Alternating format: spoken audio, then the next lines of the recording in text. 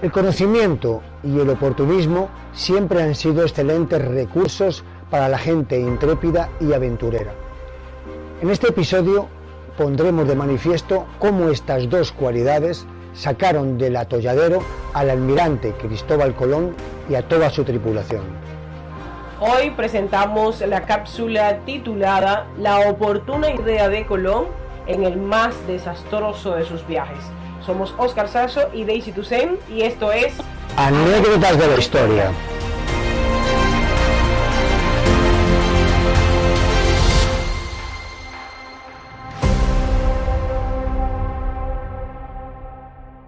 Pues sí, todos sabemos que don Cristóbal Colón realizó 4 viajes a América. Del primero, claro, es del que más se habla, por aquello de que tratando de llegar a Asia había descubierto un nuevo continente.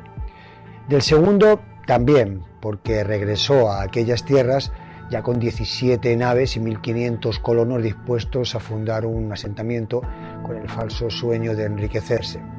Del tercero, menos. Bueno, que viajó más al sur hasta la isla de Trinidad, que luego pisó por primera vez el continente a la altura de Macuro, en lo que hoy sería el este de Venezuela, y después de recalar en la isla Margarita, que él bautizara con la Concepción, puso rumbo a la nueva ciudad de Santo Domingo, que gobernara su hermano Bartolomeu. Pero del cuarto apenas se habla, tal vez porque casi todo salió mal. El almirante había regresado a España encadenado después de su tercera aventura, acusado de mal manejo por Francisco de Bobadilla. Y ya en España, en cuanto la reina Isabel tuvo conocimiento, hizo comparecer al acusado para escuchar sus explicaciones. Este reveló que durante su ausencia, Roldán, el alcalde mayor, llevó a cabo una rebelión apoyado por varios colonos codiciosos, inconformes por no permitírseles esclavizar a los indios. Después de escuchar sus razones, su majestad lo indultó. Pero por mucho que ella creyera en la inocencia de su protegido, lo cierto era que ni había llegado al continente asiático ni tampoco había llevado tantas riquezas como había dado a entender que había.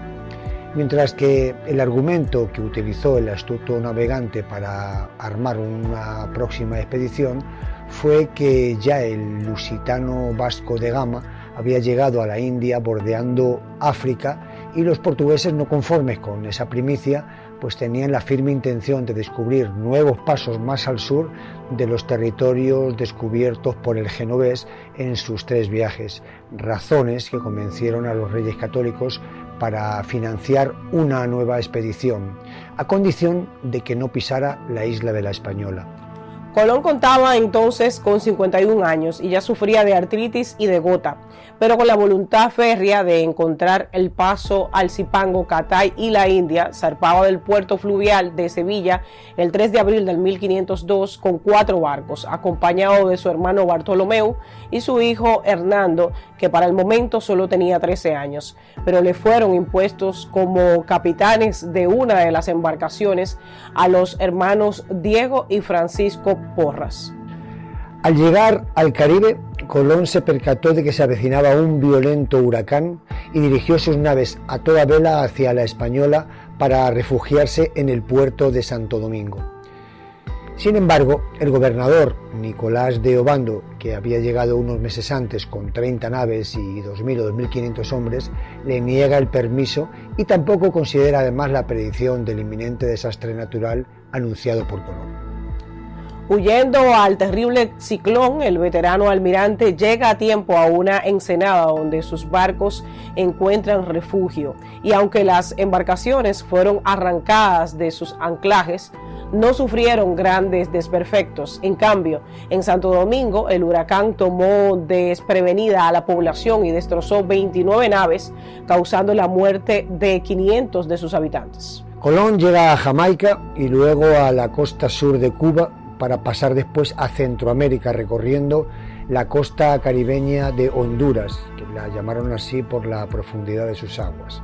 Después sigue descendiendo por Nicaragua, Costa Rica y llegando a Panamá el 3 de abril del 1503, donde establecería buenas relaciones con los indígenas, quienes le informaron a Colón que solo a 9 días atravesando las montañas se podía llegar a otro gran mar, Colón se interesó e inició la marcha, pero luego de un par de jornadas desistió dando media vuelta porque en realidad lo que pretendía era encontrar un paso navegable.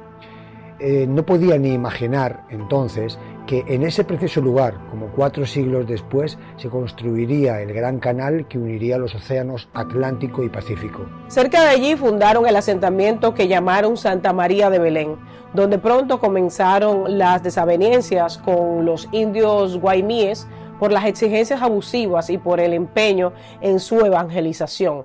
Finalmente los colonos tuvieron que usar las armas y aunque había una proporción de un español por cada 10 indígenas, pudieron mantenerlos a raya hasta que consiguieron montarse en las naves y poner rumbo a Jamaica sin lograr dejar un asentamiento. Pero en el mar tuvieron que concentrar toda su atención en el grave inconveniente de que cada una de las embarcaciones estaba afectada por la broma. La broma era una especie de molusco que se adhería a los cascos de los barcos comiéndose la madera hasta terminar perforándolos. De ahí la expresión popular de estar embromado, que significa pues cuando se está afectado por uno o varios inconvenientes. Y así, achicando agua a cubos, lograron a duras penas encallar las naves en la costa de Jamaica. Con los restos del naufragio organizaron un campamento y establecieron relaciones con los indígenas, hospitalarios en principio, quienes les proveyeron de agua y alimentos. De inmediato construyeron una canoa y cuando el tiempo fue propicio, enviaron a Santo Domingo a Diego Méndez con víveres para unos días y algunos remeros nativos. Al cuarto día de navegación lograron alcanzar las costas de la Española, donde fueron socorridos por indígenas locales. Una vez recuperado de la dura travesía, Diego Méndez acudió al gobernador Nicolás de Obando, pero debieron pasar 6 meses hasta que los náufragos de Jamaica avistaran el primer barco. Este fondeó lejos de la orilla y perplejos vieron acercarse al capitán en un pequeño bote a remo para dejarles un insultante pero apetitoso puerco asado y un pellejo de vino por cortesía del gobernador Obando. Entre los náufragos terminaron surgiendo conflictos por el liderazgo. Según versión del almirante, comenzó cuando a los hermanos Porras se les recriminaron sus excesos contra los indígenas, que ya muy molestos se negaban a seguir entregando a los extranjeros agua y alimentos. Fue entonces cuando el almirante, en una ingeniosa trama, convocó a los jefes indígenas para comunicarles solemnemente que su Dios estaba disgustado por el hecho de negarles la hospitalidad y que para demostrar su enojo, esa noche ocultaría la luna. Y cuando aquel 29 de febrero de 1504 aquellos pobres ignorantes vieron como literalmente la luna comenzaba a oscurecerse, pidieron clemencia y por supuesto continuaron proveyendo el sustento de los náufragos. Colón había recurrido a sus libros y documentos donde estaban predichos todos los eclipses y ese preciso día vio su oportunidad para resolver el problema a su favor. Muy diferente de lo que el escritor hondureño Augusto Monterroso narra en su cuento El eclipse, en el que Fray Bartolomé Arrazola se sintió perdido en lo más profundo de las selvas de Guatemala cuando unos indígenas estaban dispuestos a sacrificarlo sobre su altar y, digno de su cultura aristotélica, usó el mismo truco que Colón, observando con vanidoso desdén cómo los aborígenes hacían un pequeño cónclave, un pequeño consejo, y entonces concluye Monterroso. 2 horas después, el corazón de Fray Bartolomé Arrazola chorreaba su sangre vehemente sobre la piedra de los sacrificios, brillante bajo la opaca luz de un sol eclipsado, mientras uno de los indígenas recitaba, sin ninguna inflexión de voz, sin prisa, una por una, las infinitas fechas en que se producirían eclipses solares y lunares que los astrónomos de la comunidad maya habían previsto y anotado en sus códices sin la valiosa ayuda de Aristóteles. Pero volviendo a Jamaica, la actitud de los Porras estaba ya a nivel de motín y decidieron dirimir el conflicto con un duelo a espada entre uno de cada familia. Así Francisco Porras y Bartolomeo Colón lucharon hasta que este último obtuvo la victoria, perdonando la vida a su rival en última instancia a cambio de terminar con las hostilidades. Finalmente, el 29 de junio de ese 1504, apareció una carabela enviada por Diego Méndez para cargar a los 110 supervivientes de la expedición en un tortuoso viaje de 45 días de vientos desfavorables hasta la Española. Curiosamente, la misma ruta en la que Méndez solo había tardado 4 jornadas a remo. Bueno, pues una vez allí, de los 110 tripulantes, 38 decidieron quedarse a probar suerte en la Española. El resto se embarcó de regreso a España. En cuanto a Colón, regresó con su hijo Hernando, debiendo incluso pagar los pasajes, llegando al puerto de Sanlúcar de Barrameda, ya enfermo y cansado, el 7 de noviembre de ese mismo año. La reina había fallecido y debió viajar a lomos de una mula hasta la ciudad de Segovia, tratando de entrevistarse con el rey Fernando. Finalmente, Colón murió en Valladolid el 20 de mayo de 1506. La verdad es que se han derrochado ríos de tinta sobre la figura de Cristóbal Colón y su controversial aporte a la historia. Y si bien no logró su objetivo original de encontrar una ruta a Asia por el oeste, lo cierto es que descubrió un continente desconocido hasta entonces para los europeos.